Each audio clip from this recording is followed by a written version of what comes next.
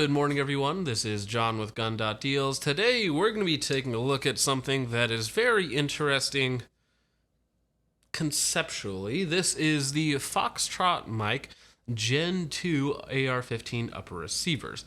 These use a captured recoil system entirely inside of the upper receiver, so you actually don't need the buffer tube on an AR-15 at all. But before we get into that, while you're here, go ahead and like, share, and subscribe, as that is all free and does help us out quite a bit.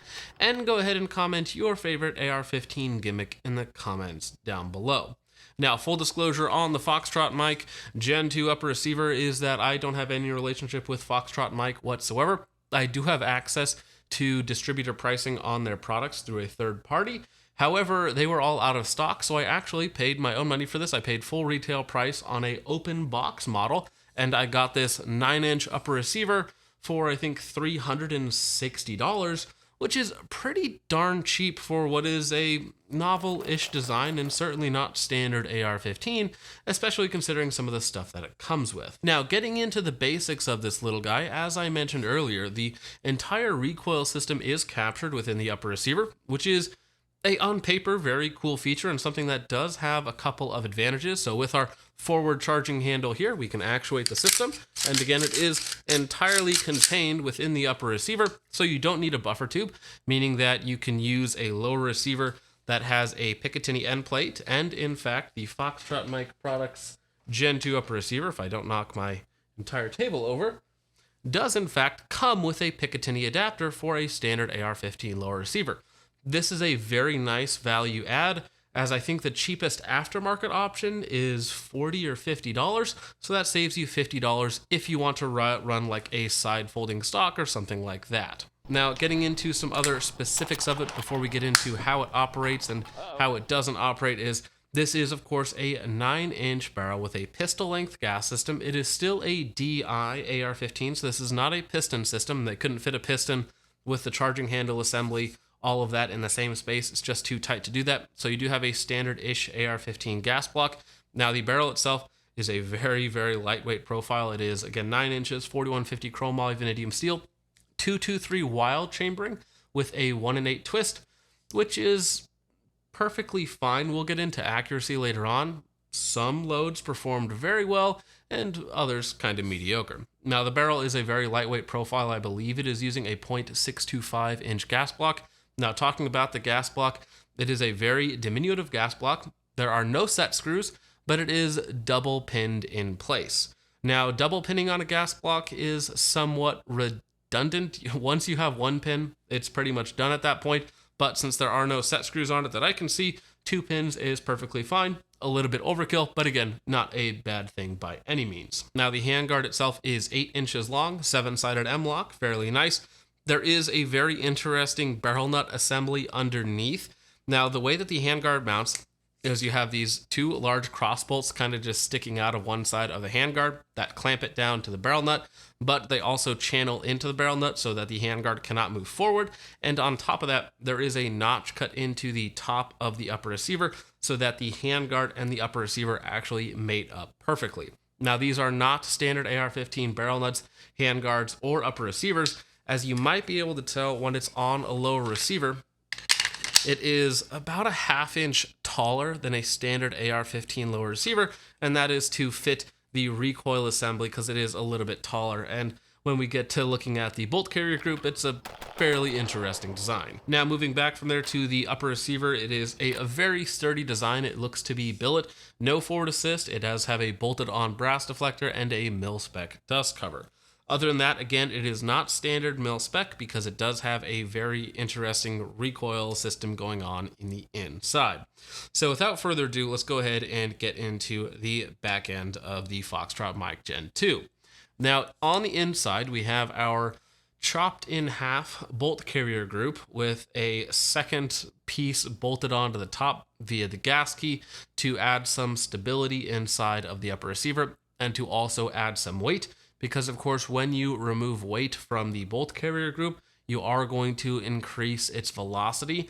Now, AR-15s are very, very timing dependent, so whenever you're messing with one of those timings, you gotta compensate somewhere else. So it is still a lighter bolt carrier group than a standard mil-spec bolt carrier group, but it is not quite as bad as it looks. It's not a straight 50% reduction in mass or weight. Now, the entire recoil assembly consists of a guide rod and 2 springs that overlap each other. This is going to be where some of the more major complaints come from. Now, because it is not using an AR-15 style buffer tube, you do not get the advantage of adjustable buffers and springs.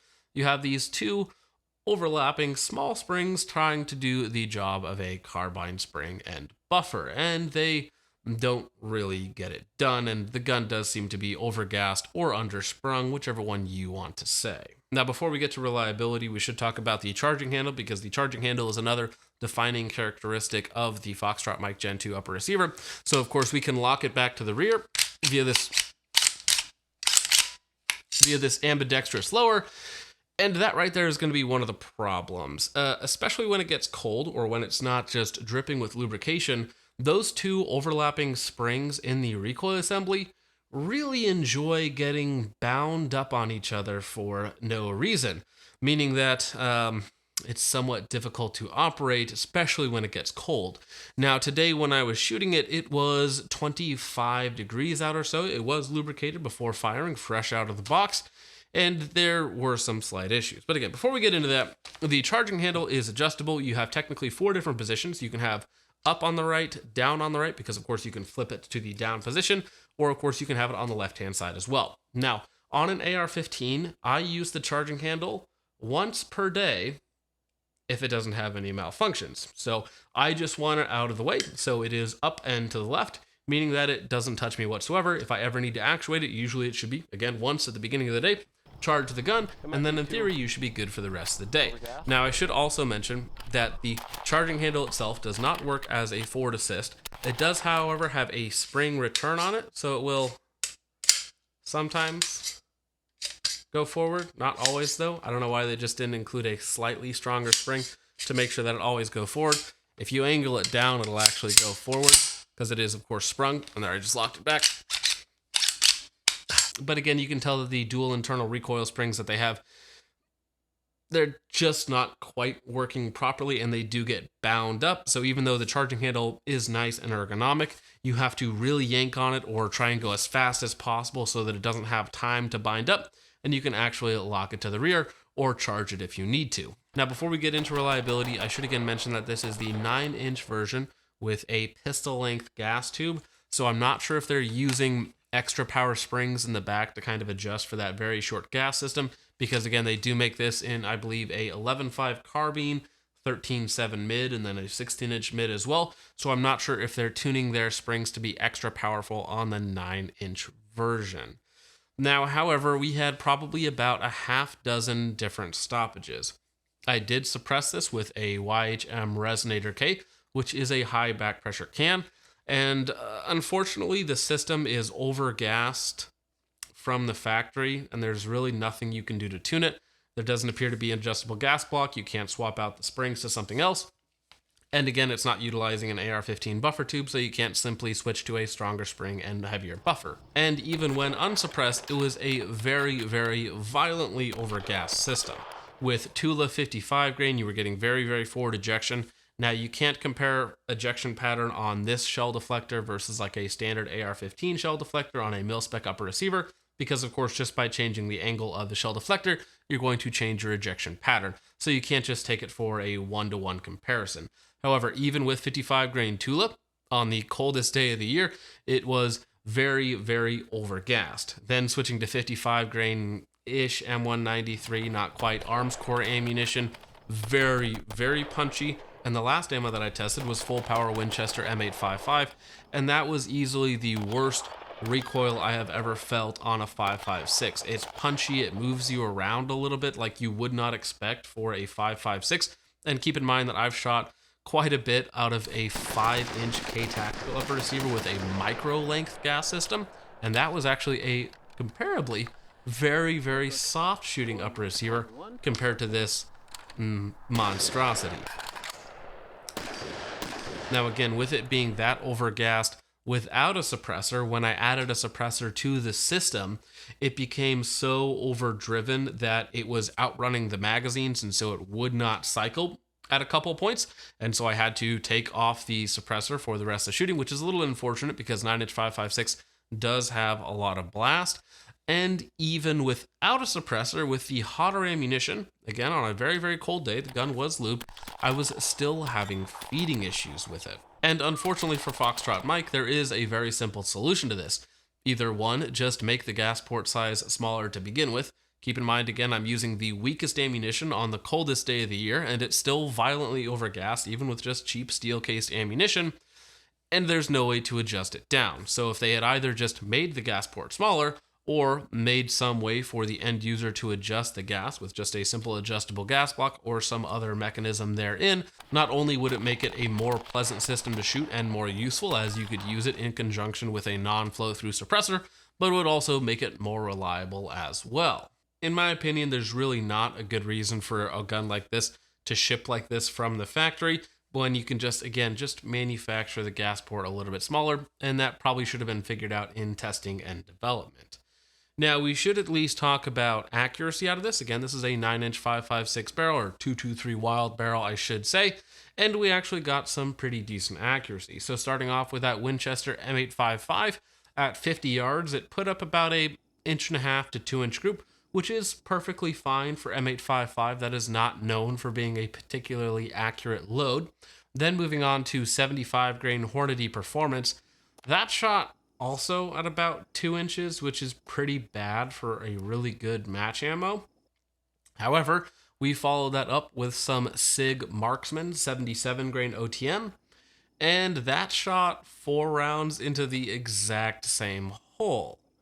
So the barrel is capable of good accuracy when you find a load that it really likes. Again, that SIG Marksman ammo has been fantastic so far in everything that I've put it through.